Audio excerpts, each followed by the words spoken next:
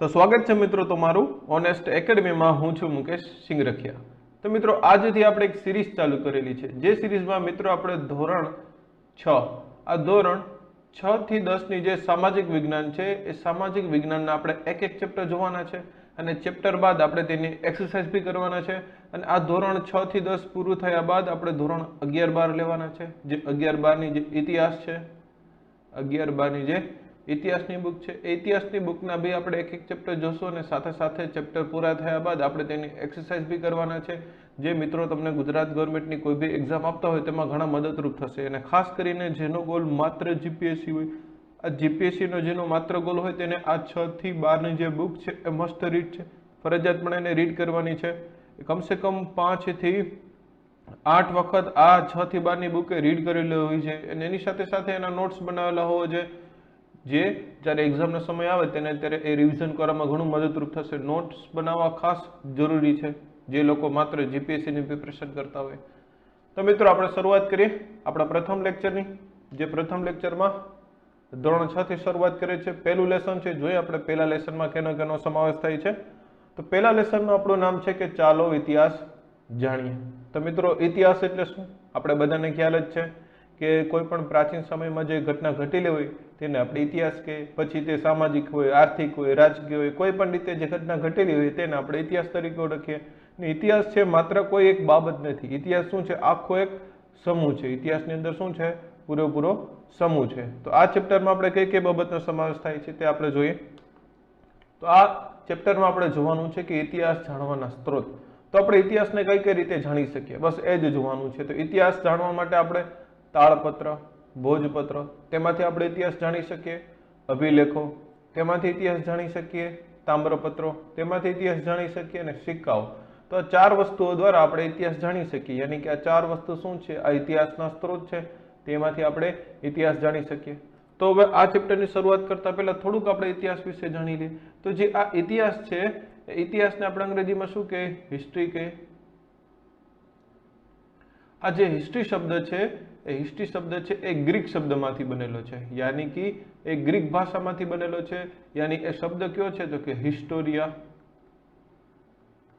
આ હિસ્ટોરિયામાંથી આ હિસ્ટ્રી શબ્દ બનેલો છે અને આ હિસ્ટ્રી શબ્દનો સૌપ્રથમ ઉપયોગ કર્યો હતો હેરોડોટસ। શું નામ છે એનું? હેરોડોટસ। આ હેરોડોટસે સૌપ્રથમ હિસ્ટ્રી શબ્દનો ઉપયોગ કરેલો હતો અને કેમાં ઉપયોગ કરેલો હતો, તેને એક બુક લખેલી હતી હિસ્ટોરિકા। કઈ બુક? હિસ્ટોરિકા।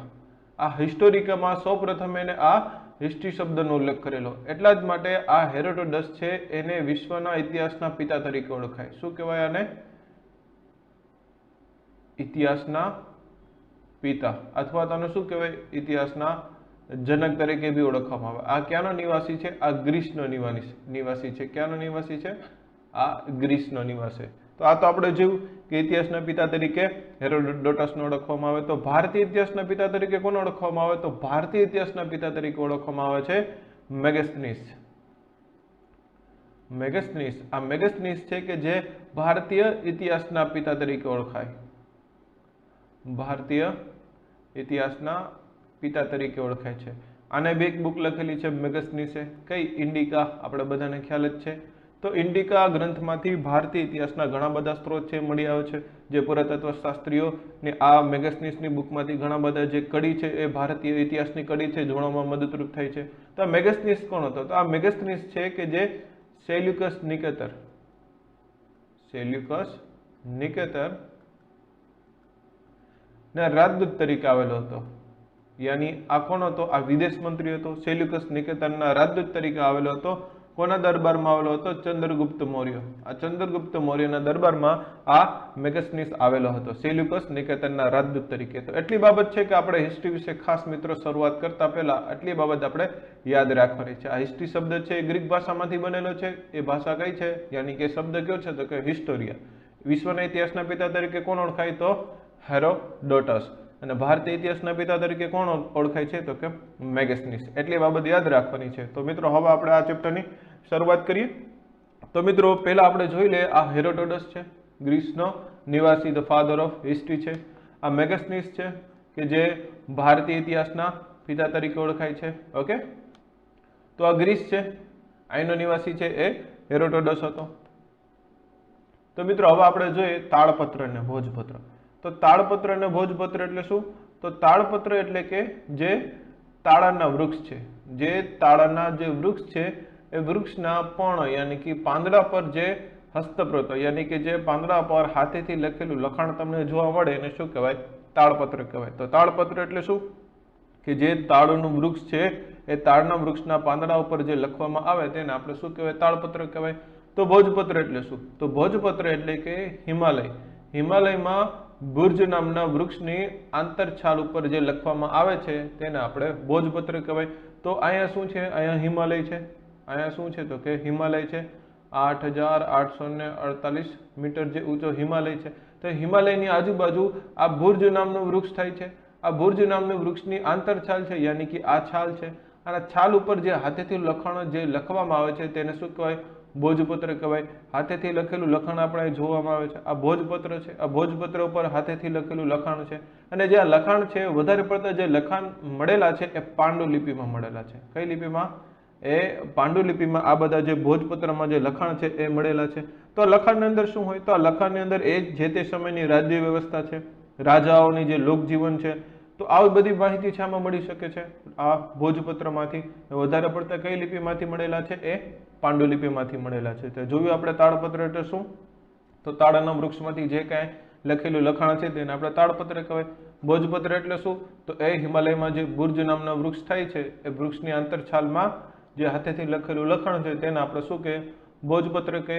ઓકે, આ વધારે પડતી કઈ લિપિ જોવા મળે? પાંડુલિપિ જોવા મળે છે। આની અંદર શું હોય? રાજા મહારાજોની જે તે સમયની જે રાજ્ય વ્યવસ્થા છે, લોકજીવન છે, એની બધી માહિતી મળે છે। અને આ ક્યાં જોવા મળે?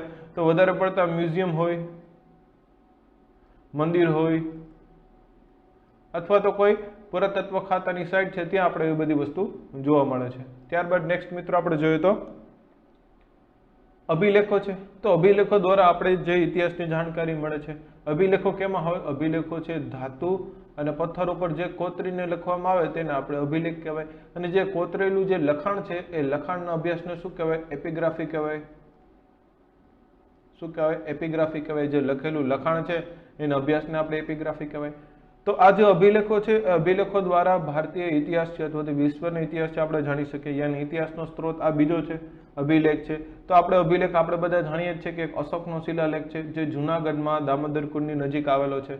આ દામોદર કુંડની નજીક અશોકનો શિલાલેખ આવેલો છે। આ 12 સ્ટ્રક્ચર છે। અંદર જતા આપણે આવું કંઈક જોવા મળે, આવો પથ્થર જોવા મળશે। આ પથ્થરને શું કહેવાય? શેલ કહેવાય। શેલ એટલે કે મહાશિલા, મહાશિલા યાની કે મોટો પથ્થર। તો આ પથ્થરની અંદર આપણે કંઈક આવું લખાણ જોવા મળે, ને જે આ લખાણ છે એ લખાણ આપણે બ્રાહ્મી લિપિમાં છે। કઈ લિપિમાં છે? આ જે લખાણ છે એ લખાણ કઈ લિપિમાં છે? તો કે બ્રાહ્મી લિપિ। અને આ લખાણની ભાષા કઈ છે? તો એની ભાષા છે પાલી ભાષા, પાલી ભાષા। તો આ પાલી ભાષા છે એ અશોકના સમયની એ લોકલ ભાષાથી, યાની સામાન્ય વર્ગના લોકો હતા એ પાલી ભાષા બોલતા। એટલા માટે અશોકે આ સામાન્ય વર્ગના લોકો સમજી શકે એટલા માટે પાલી ભાષાનો ઉપયોગ કરેલો। તો આ લિપિ અને ભાષા એટલે શું?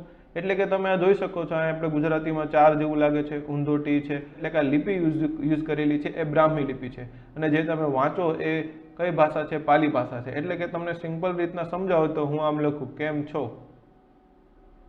તો મેં આ જે ભાષાનો યુઝ કરેલો છે એ ભાષા કઈ છે? તો એ ભાષા છે ગુજરાતી। પરંતુ લિપિ કઈ છે? તો લિપિ છે અંગ્રેજી। ઓકે, તો અંગ્રેજી ભાષા નથી, આ ભાષા કઈ છે? તો કે ગુજરાતી। આ લિપિ કઈ છે? તો કે આ લિપિ છે એ અંગ્રેજી છે। તો એવી રીતના અશોકના શિલાલેખમાં શું યુઝ કરેલું છે? અશોકના શિલાલેખમાં જે ભાષા છે એ પાલી ભાષા છે, લોકલ ભાષા છે, અને બ્રાહ્મી લિપિ છે એ શું છે? લખેલું લખાણ છે। તો આની અંદર શું છે? તો આની અંદર સમ્રાટ અશોકે 14 જેટલી ધર્માજ્ઞા કોતરાવેલી છે।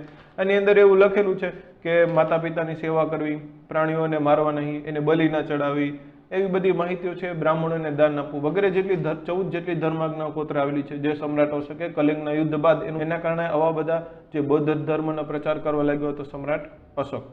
અને એની સાથે સાથે મિત્રો આની સાથે ઘણી બધી બાબત જોડાયેલી છે। ખાસ મિત્રો યાદ રાખી, કોને શોધી, કોણે ઉકેલી? તો 1822। આ 1822માં James Tod, colonel James Tod, આ કર્નલ જેમ્સ ટોડે એને શું કર્યું હતું? શોધ્યું હતું। અને 1837માં આ જેમ્સ પ્રિસેપે શું કર્યું? એને ઉકેલ્યું। નામ મિત્રો યાદ રાખજો, બંનેમાં જેમ્સ જેમ્સ આવે છે। આ જેમ્સ ટોડ હોય તો શું હોય એને શોધ્યું, અને જેમ્સ પ્રિશેપ હોય તો શું એને ઉકેલ્યું. અને 1852 સૌ પ્રથમ ભારતીય વ્યક્તિ છે ભગવાન ઇન્દ્રજીત. આ ભગવાન ઇન્દ્રજીતે ફરીથી એને પાછો ઉકેલો. તો શોધ્યો કોને? ટોડે. ઉકેલો કોને? પ્રિશેપે. અને પાછો 1852 કોને ઉકેલો? ભગવાન ઇન્દ્રજીતે. તો આવી બાબત છે આપણે આ સમ્રાટ અશોકના જે શિલાલેખ છે એના વિશે યાદ રાખવાની છે. ત્યારબાદ મિત્રો તમે જ્યારે અશોકના શિલાલેખની બાર કંઈક આવું જોશો, આવું કંઈક લખેલું છે ભારતીય પુરાતત્વ સંરક્ષણ. તો આ ભારતીય પુરાતત્વ સંરક્ષણ છે કે આ બધી જે આની છે એ જાળવણી રાખે. આ બાર તમે જે સ્ટ્રક્ચર જોવો છો આ સ્ટ્રક્ચર બનાવે કે અંદરનો જે શિલાલેખ છે ને સાચવવા માટે હવા, પાણી, સૂર્યપ્રકાશ, કોઈ બી કુદરતી આફત અથવા તો મનુષ્ય આફતને બચાવવા માટે આવું સ્ટ્રક્ચર બનાવવામાં આવે. તે કોણ બનાવે? ભારતીય પુરાતત્વ સંરક્ષણ છે એ બનાવે. તો પ્રથમ આ જે ભારતીય પુરાતત્વ સંરક્ષણ ખાતાની સ્થાપના કરી હતી એલેક્ઝાન્ડર કનિંઘમે 1861. આ 1861 એલેક્ઝાન્ડર કનિંઘમે આ ભારતીય પુરાતત્વ સંરક્ષણ ખાતાની સ્થાપના કરેલી હતી. એટલા જ માટે એને શું કહેવાય? ભારતીય પુરાતત્વના જનક કહેવાય. તો ભારતીય પુરાતત્વના જનક કોને કહેવાય? એલેક્ઝાન્ડર કનિંઘમ, જેને ASI યાની કે આર્કોલોજીકલ સર્વે ઓફ ઇન્ડિયાની સ્થાપના કરેલી હતી 1861. તો આ પ્રથમ અંગ્રેજ અધ્યક્ષ હતો. તો પ્રથમ ભારતીય અધ્યક્ષ કોણ હતો? તો પ્રથમ ભારતીય અધ્યક્ષ હતો NP ચક્રવર્તી. આ નામ યાદ રાખજો, પ્રથમ ભારતીય અધ્યક્ષ છે NP ચક્રવર્તી. ત્યારબાદ મિત્રો આપણે નેક્સ્ટ જોઈએ તામ્રપત્રો. તો તામ્રપત્ર દ્વારા આપણે આપણા ઇતિહાસની જાણકારી મેળવી શકીએ. તો તામ્રપત્ર એટલે શું? તો કે તામ્રપત્ર એટલે કે જે તમે આ તાંબાનું જે પતરું જોવા મળે છે એની ઉપર કોતરીના જે લખાણ લખવામાં આવે છે. રાજાઓ છે પોતાનો લેખ લખતા, ઉપદેશ લખતા, અથવા તો બીજા કોઈ રાજાને માહિતી દેવી હોય તો બી તામ્રપત્ર ઉપર લખીને એ પહોંચાડતા, બીજા રાજાને માહિતી પહોંચાડતા. તો અમારે તો તમારે એવું જોવું હોય તો ક્યાં જોવા મળે?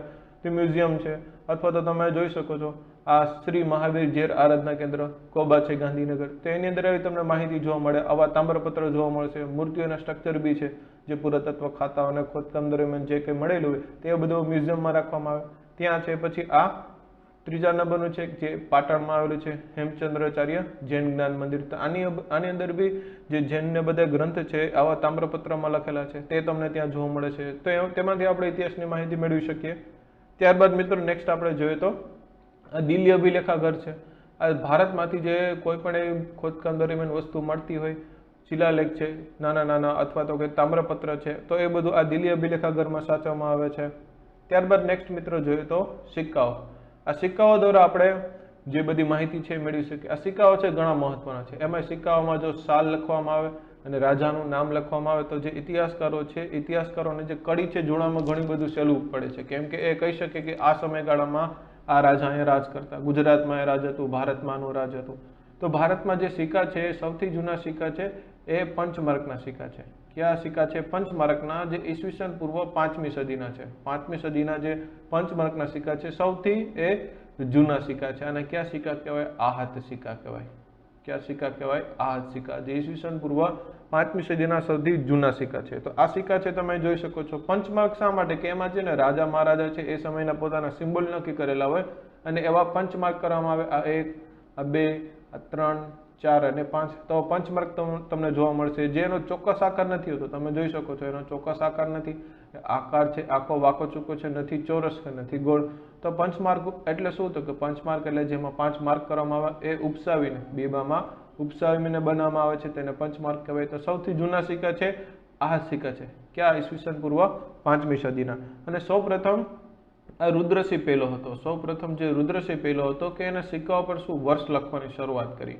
સૌપ્રથમ આ રુદ્રસિંહ પહેલો હતો કે તેને વર્ષ લખવાની શરૂઆત કરી. તો રુદ્રસિંહ પહેલાનો સિક્કો છે. આ ફ્રન્ટ સાઈડ છે, આ બેક સાઈડ છે. તો આમાં એને સૌપ્રથમ જે સિક્કા ઉપર જે વર્ષ લખવાની શરૂઆત કરી. તો ઘણું બધું ઇતિહાસકારો પુરાતત્વ શાસ્ત્રીઓ માટે ફાયદાકારક છે. વર્ષ લખવાથી એ લોકો આખું જે કડી છે એ જોડી શકે કે આ સમયગાળામાં આ રાજા રાજ કરતો હતો, ગુજરાતમાં અહીંયા રાજ હતું તો ભારતમાં કેનું રાજ હતું. તો આવા વર્ષથી ઘણા બધા પુરાતત્વ શાસ્ત્રીઓને ફાયદો થાય. તો સૌપ્રથમ સિક્કા ઉપર વર્ષ લખવાની શરૂઆત કોને કરી? રુદ્રસિંહ પહેલો. ઓકે, ખાસ યાદ રાખજો. ત્યારબાદ મિત્રો આપણે નેક્સ્ટ જોઈએ તો ઇતિહાસની માહિતી. ખાસ કરીને આપણે જે આ પ્રવાસીઓ છે પ્રવાસીઓમાંથી ઘણી બધી આપણે ઇતિહાસની માહિતી મળે છે. કેમ કે ભારતમાં જે કોઈ બી વસ્તુ હતી યાની કોઈ લખેલું લખાણ છે એ લખેલું લખાણ છે એ વાતાવરણના કારણે નુકસાન થયું છે અથવા તો ભારતમાં ઘણા બધા લોકોએ આક્રમણ કરેલું છે. અરબો છે, મુઘલો છે, મુસ્લિમો છે, તુર્કીઓ છે, ઘણા બધા લોકોએ ભારતમાં આક્રમણ કરેલું અને આવીને ઘણું બધું આપણું જે સ્ટ્રક્ચર છે એ બધીને નાશ કરી ગયા, આપણું બધું જે લખાણ છે એને નાશ કરી ગયા. તો આપણી બધી જે ભારતની ઇતિહાસની માહિતી છે વધારે પડતી આપણે આ જે પ્રવાસીઓની જે લખેલું લખાણ છે તેમાંથી મળે છે. તો આપણે જોઈએ ઇતિહાસના અભ્યાસુઓ. તો ઇતિહાસના અભ્યાસીઓ પુરાતત્વ શાસ્ત્રીઓ, ઇતિહાસકારો અને પ્રવાસીઓ.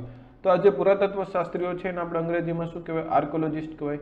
આ આર્કોલોજિસ્ટનું કામ શું છે? તો કે એ જે કોઈ બી સાઇટ હોય સાઇટનું ઉત્ખનન કરે અને ઉત્ખનનમાંથી જૂના સિક્કા છે, ઈંટો છે, પથ્થરો, ઓજારો, ખોરાકના નમૂના, પ્રાણીના હાડકા, આવી બધી બાબતો એ શોધીને આપણા લોકોને એ પીરસે, આપણા લોકોને એ આપે કે આ સમયગાળામાં આવી એવી સંસ્કૃતિ હતી, આવા મનુષ્ય હતા, આવું ખાતા, આવું લખાણ હતું. તો આર્કોલોજિસ્ટ છે બધા એ સંશોધન કરતા હોય. જે તમે આ જોવો છો આ લોથલ મ્યુઝિયમનો એક ઇમેજ છે. તો તમે જોઈ શકો છો એ સમયના લોથલના સમયમાં જે પ્રાચીન સમયના જે આ માટીના વાસણો છે, આ માટીના વાસણો ખોદકામ દરમિયાન મળેલા છે અને એની સાથે સાથે આ બે મનુષ્યને સાથે દાટી દેવામાં આવેલા છે. તો આપણે એમ જાણી શકીએ કે એ સમયમાં લોથલના સમયમાં મનુષ્યને સળગવામાં નતા આવતા, એ જમીનમાં દાટવામાં આવતા અને ઉત્તરાભિમુખ યાની કે ઉત્તર બાજુ મુખ રાખીને દાટવામાં આવતા. તો આ બધા પુરાતત્વ શાસ્ત્રીઓ દ્વારા આપણે એવી બધી માહિતી મળી શકે છે કે એ સમયમાં આવી પ્રથા હતી. અને ખાસ કરીને હમણાં વાત કરીએ એમ કે જે પ્રવાસીઓ હતા, પ્રવાસીઓમાંથી ઘણી બધી આપણે માહિતી મળે છે. જેમાં આ ફાહિયન છે, આ ફાહિયન છે ભારતમાં આવેલો. ને ફાહિયન જ્યારે ભારતમાં આવેલો એ સમયે ચંદ્રગુપ્ત બીજાનું શાસન હતું. કોનું શાસન હતું? ચંદ્રગુપ્ત બીજા યાની કે વિક્રમાદિત્ય. અને વિક્રમાદિત્ય ભી કહેવાય. તો જ્યારે આ ફાહિયન ભારતમાં આવેલો ત્યારે શાસન કોનું હતું? ચંદ્રગુપ્ત બીજાનું. અને એને વિક્રમાદિત્ય તરીકે બી ઓળખાય છે. મેગેસનીસ વિશે બી આપણે જાણ્યા કે જેને ઇન્ડિકા નામની બુક લખેલી છે. ઇન્ડિકામાંથી ઘણી બધી ભારત વિશેની માહિતી મળે છે. ત્યારબાદ હ્યુએન સાંગ છે. આ હ્યુએન સાંગ છે એ ભારતમાં આવેલો પ્રવાસમાં. એ જ્યારે ગુજરાતમાં આવેલો, ગુજરાતમાં વલભીમાં આવેલો. એ વલભી આ જ્યારે હ્યુએન સાંગ ભારતમાં આવેલો અને ગુજરાતની અંદર એન્ટર થાય છે ત્યારે વલભીનું શાસન હોય છે. અને વલભીમાં ઈસવીસન 640 આ હ્યુએન સાંગ આવે છે. અને વલભી છે એ સમયે 4 યુનિવર્સિટીમાંની એક છે, એની 4 વિશ્વ વિદ્યાપીઠ છે એમાંની એક છે વલભી વિદ્યાપીઠ, જે પૂરા ભારતમાં ફેમસ છે. તો આ ગુજરાતમાં હ્યુએન સાંગ આવે છે વલભી વિદ્યાપીઠમાં. અને એ સમયે ત્યારે રાજા હોય છે ધ્રુવ ભટ્ટ. આ ધ્રુવ ભટ્ટનું વલભીમાં શાસન હોય છે ને વલભીમાં આવે છે અને બધું એના જે ગ્રંથો છે બૌદ્ધ ધર્મને લગતા ગ્રંથોનું બધું લખે છે અને બધી માહિતી મેળવે છે. તો આ હ્યુએન સાંગના ગ્રંથમાંથી બી ઘણી બધી આપણે માહિતી મળે છે. તો હ્યુએન સાંગ છે લગભગ એ ભારતમાંથી 657 આ 657 જેટલા જે ગ્રંથ છે એ લખીને જાય છે. 657 આ તમને ધોરણ 10ની સામાજિક વિજ્ઞાનની બુકમાંથી જોવા મળશે કે હ્યુએન સાંગ ભારતમાં આવે છે અને 657 જેટલા ગ્રંથ લખીને એ પોતાના દેશ પાછું ચીન જાય છે. તો આ 657 ગ્રંથમાંથી બી ઘણી બધી માહિતી મળે છે કે એ સમયની રાજ્ય વ્યવસ્થા કેવી હતી, લોકજીવન કેવું હતું, રાજાઓ કેવા હતા, પ્રતિભાવશાળી હતા, કેવા રાજા હતા, બધી માહિતી આ જે 657 ગ્રંથ છે એમાંથી આપણે માહિતી મળે છે. કેમ કે ભારતમાંથી તો આવું કે આપણે ગ્રંથો એટલા બધા જોવા નથી મળતા. આ પ્રવાસીઓના ગ્રંથમાંથી જ આપણે ઘણી બધી માહિતી મળે છે. તો આ 657 જેટલા ગ્રંથ છે એ અત્યારે ચીનમાં છે. ચીનમાં અમુક જે છે એ સાચવીને રાખ્યા છે અને એમાંથી આપણે પુરાતત્વ શાસ્ત્રીઓ છે ઘણી બધી માહિતી મેળવે છે. ત્યારબાદ મિત્રો આપણે નેક્સ્ટ જોઈએ તો આ ભૂમિનું નામ યાની ભારતનું જે નામ છે ભારત અને ઇન્ડિયા કેવી રીતના પડેલું આપણે જોઈએ. તો આપણે બધા જાણીએ છીએ કે ભારતનું નામ ઇન્ડિયા અને ભારત તરીકે આપણે ઓળખીએ છીએ. અને આ બંને નામ આપણે ક્યાં જોવા મળે? આ બંને નામ આપણે ભારતીય બંધારણના અનુચ્છેદ 1 ઇન્ડિયન કોન્સ્ટિટ્યુશન યાની કે ભારતીય બંધારણના અનુચ્છેદ 1માં આપણે આ બે નામ જોવા મળશે.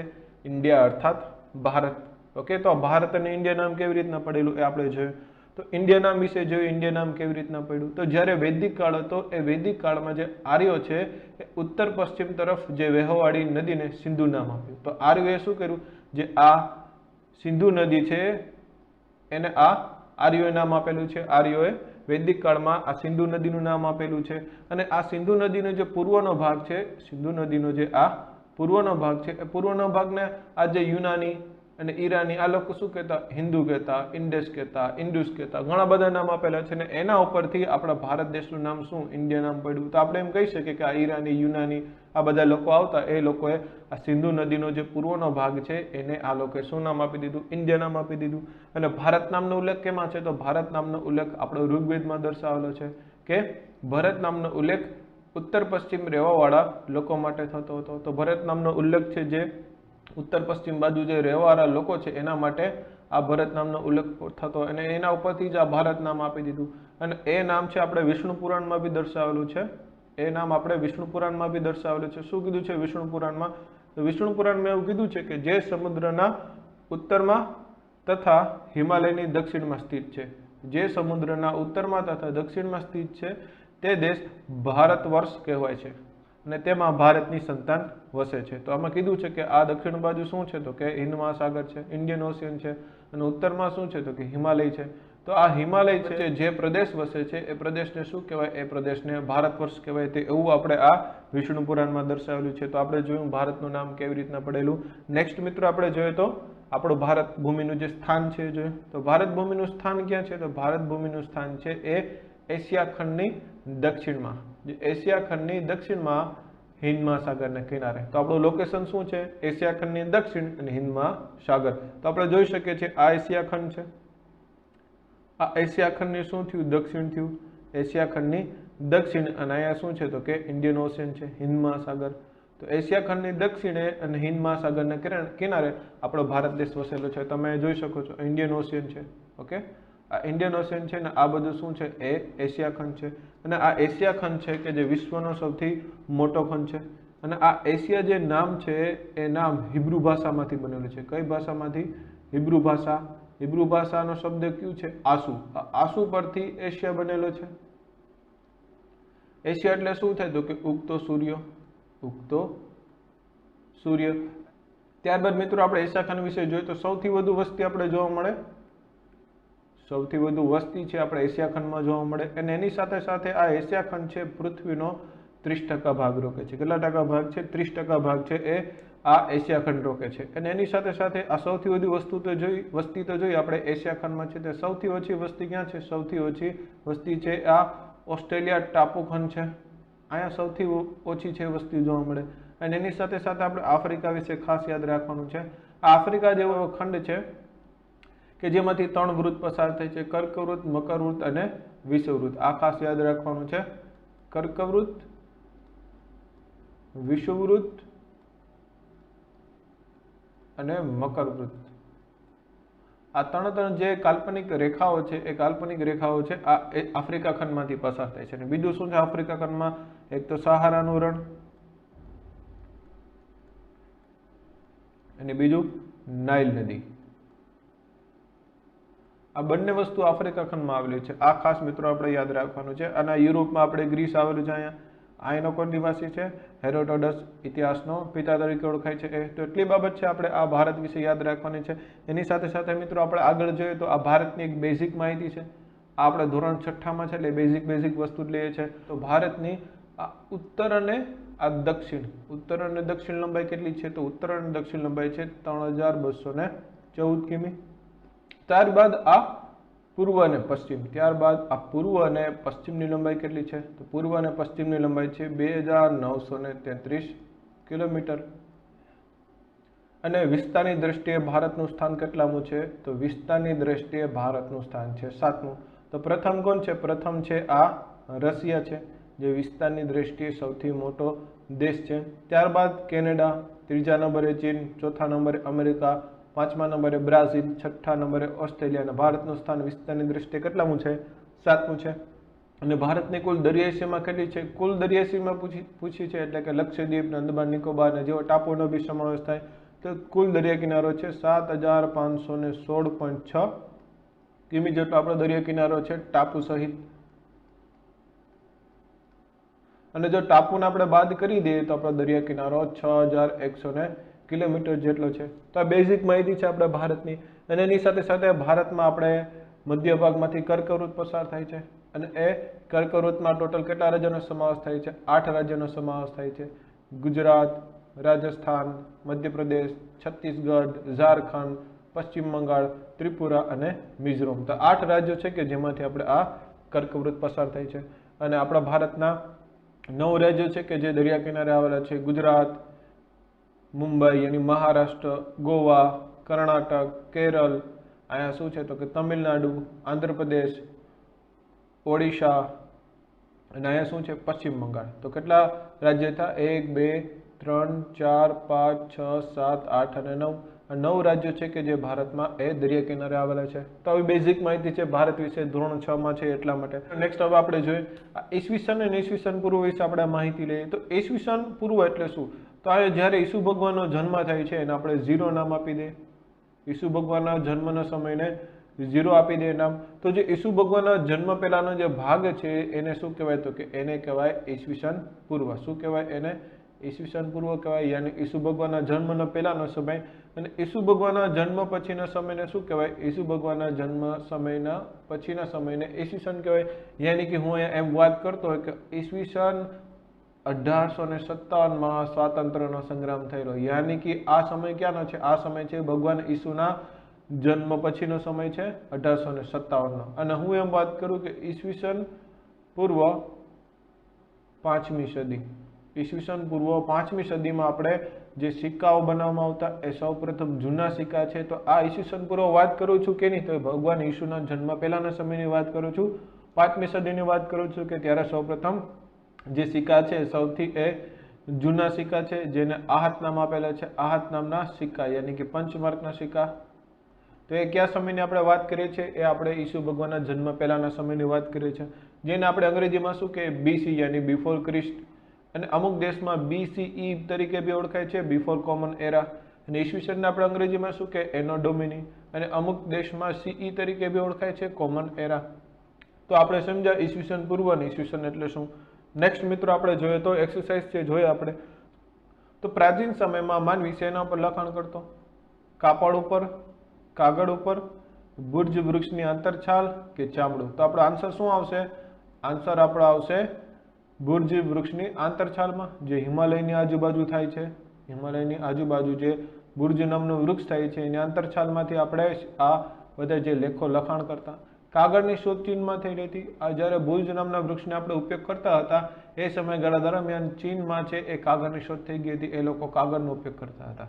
સેકન્ડ ક્વેશ્ચન છે, નીચે પૈકી કયો પ્રાચીન ઇતિહાસ જાણવાનો સ્ત્રોત નથી? તો આપણે અભિલેખોમાંથી જાણી શકીએ, તામ્રપત્રમાંથી જાણી શકીએ, ભોજપત્રમાંથી જાણી શકીએ, વાહનોમાંથી આપણે ઇતિહાસ જાણી શકીએ નહીં. એટલે આપણો આન્સર શું આવશે? ડી.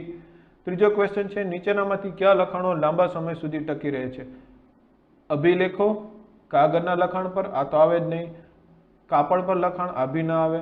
વૃક્ષના પાન પર, આ બી ના આવે. તો આપણો આન્સર શું છે? અભિલેખો. અભિલેખોમાં આપણે લાંબા ગાળા સુધી આપણે જે લખાણ છે ટકી રહી છે. આપણે જોઈ શકીએ છીએ, હમણાં જ આપણે વાત કરી હતી અશોકનો શિલાલેખ છે. તો અશોકનો શિલાલેખ એ બહુ જૂનો શિલાલેખ છે, તો એમાંથી એ ઘણા સમય સુધી ટકી રહ્યો છે. તો ત્યારબાદ મિત્રો આપણે નેક્સ્ટ જોઈએ તો ટૂંકમાં ઉત્તર આપો. આ BC એટલે બિફોર ક્રિસ્ટ, AD એટલે એનો ડોમિની. ભારતમાં સૌથી જૂના સિક્કા ક્યાં છે? તો જૂના સિક્કા છે પંચમાર્કના સિક્કા. કયા સિક્કા કહેવાય? એને આહત સિક્કા કહેવાય. ઈસવીસન પૂર્વ 5મી સદીના સિક્કા છે. તો ચોથો ક્વેશ્ચન છે, ઇતિહાસ જાણવાનો સ્ત્રોત. ઇતિહાસ જાણવાનો સ્ત્રોત આપણે બધાને ખ્યાલ જ છે. પહેલા જ આપણે શરૂઆતમાં જોયું તો ઇતિહાસ આપણે જાણવો હોય તો કેમાંથી જાણી શકીએ? તો અભિલેખોમાં જાણી શકીએ. અભિલેખોમાં કોનો સમાવેશ થાય? તો શિલાલેખ છે, તામ્રપત્ર છે. આમાંથી આપણે ઇતિહાસ જાણી શકીએ. તાળપત્ર, ભોજપત્ર. તાળપત્ર અને ભોજપત્રમાંથી આપણે ઇતિહાસ જાણી શકીએ. સિક્કાઓમાંથી ઇતિહાસ જાણી શકીએ. પછી જે પ્રવાસીઓ જે ગ્રંથો લખતા હતા એ પ્રવાસીઓના ગ્રંથમાંથી ઇતિહાસ જાણી શકીએ. તો ઘણા બધા સ્ત્રોત આવે, પરંતુ આપણે અત્યારે આ 4 સ્ત્રોત વિશે વાત કરશું. કે અભિલેખોમાંથી ઇતિહાસ જાણી શકીએ, તાળપત્ર ભોજપત્રમાંથી ઇતિહાસ જાણી શકીએ, સિક્કામાંથી ઇતિહાસ જાણી શકીએ, અને પ્રવાસીઓ જે લખેલા ગ્રંથ છે તેમાંથી આપણે ઇતિહાસ જાણી શકીએ. ત્યારબાદ મિત્રો જોડકા છે. તો જોડકા જોઈએ તો અભિલેખ કેમાં આવે? તો અભિલેખ કેમાં આવે કે જે પથ્થર કે ધાતુ પર કોતરેલું લખાણ છે તેને આપણે અભિલેખ કે. ભોજપત્ર કેમાં લખવામાં આવતું? તો ભોજપત્ર છે એ હિમાલયમાં બુર્જ નામના જે વૃક્ષની આંતરછાલમાંથી બનાવવામાં આવતું. તામ્રપત્ર એટલે શું? તામ્રપત્ર એટલે એ તાંબાના પત્ર પર જે કોતરેલું લખાણ છે તેને તામ્રપત્ર કહેવાય. BC એટલે શું થાય? બિફોર ક્રિસ્ટ યાની ઈસવીસન પૂર્વ. AD એટલે શું? એનો ડોમિની યાની ઈસવીસન. ઓકે, તો મિત્રો અહીંયા આપણે આપણું ધી એન્ડ કરીએ છીએ, યાની કે આપણો આ જે ચેપ્ટર નંબર 1 છે ધોરણ 6 નું આપણે અહીંયા પૂરું કરીએ છીએ. નેક્સ્ટ મિત્રો આપણે ચેપ્ટર નંબર 2 માં મળશું. તો બધાને મારા વંદે માતરમ.